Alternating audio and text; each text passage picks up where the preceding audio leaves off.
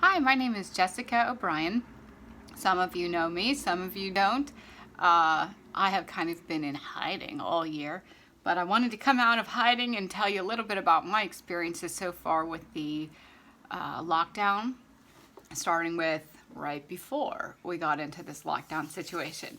So, I have seen so many posts on Facebook about the toilet paper issues, and you know, Dave and I hadn't really thought we needed to run out and buy toilet paper until all the shelves started emptying out. It was like, hey, do we have enough to last for like a really long time? It was just this wave of uncertainty. And when we went and did our grocery shopping at the commissary, I decided I'm going to go next door to the exchange and just see if there's any toilet paper left, because that's like really weird. You know, I don't understand how a respiratory illness leads everybody to buy toilet paper. I was thinking, hey, if I wind up with a respiratory illness, maybe I would like some NyQuil or something like that. But TP, I don't know. So I felt a little nervous about, okay, well, since everybody else is getting it, maybe I'll get some too. So I go next door to the exchange, and sure enough, that part on the shelf was empty. And I see this guy pushing around his cart. He's still dressed in his military uniform, being on a base, that is. And he had 2 packs of toilet paper and a bunch of booze in his cart. Meanwhile, I had NyQuil.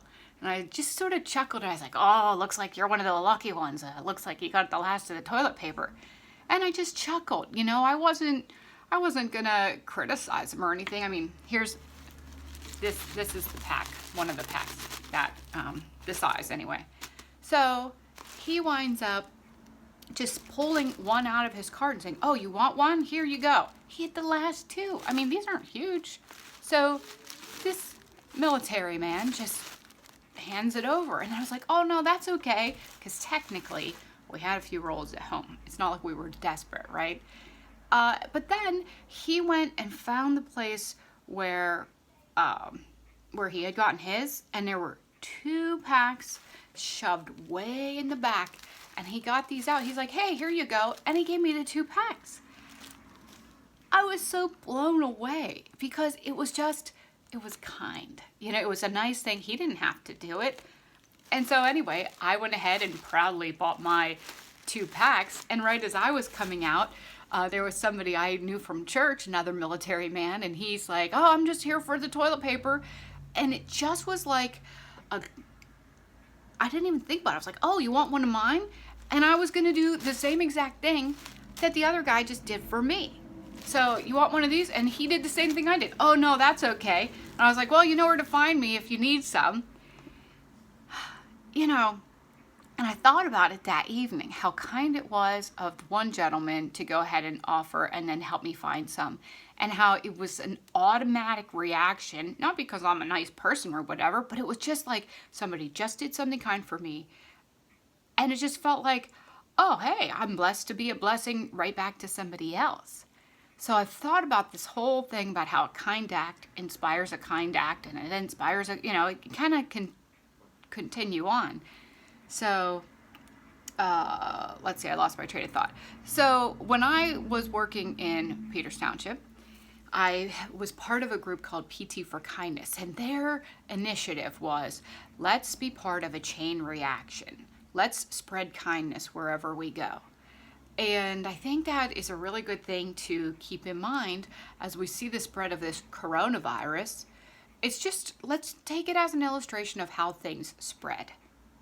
You know, so to think, all right, so the virus spreads like, you know, this person impacts that person and that person and that person, and then they impact, you know, it's this giant ripple that everybody can have. And it doesn't just have to be about us spreading germs to one another. It could also be about spreading kindness. Okay, and even right as I was working on this video, one of my friends, I'll say, reached out and said, hey, do you need anything? And I said, I just need a thermometer. And she went to 3 stores looking for a thermometer. And then she's like, well, all the thermometers are sold out, but are your kids with you? Would they like anything? And I said, yeah, I think they really would.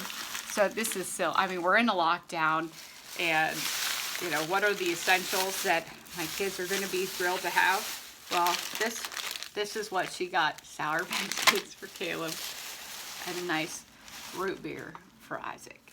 All right? And I mean, like, I can't stop smiling. It's just nice. It's just so very, very nice.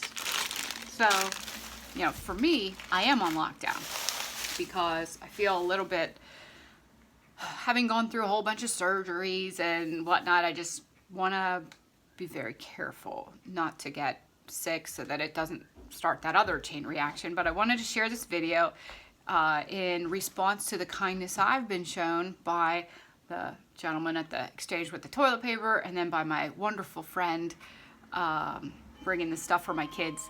I just wanted to share this in an effort to say, you know, if you can spread anything at all, spread kindness, especially as we head into this season where regular seasonal allergies are going to start and people are going to naturally have the runny noses and the coughs that come just because lovely spring is here. Please remember to be kind. Kind, kind, kind. And if you're kind to other people, honestly, you're going to get it back. So blessings to you, and please feel free to reach out. I'm not a huge fan of being isolated. I love contact. Okay, I love eye-to-eye stuff. So, you know, this is a growing opportunity for all of us. And I'll post more. Meanwhile, I mean, I get it. This is a little long video, but blessings. Virtual kissing is okay. Bye.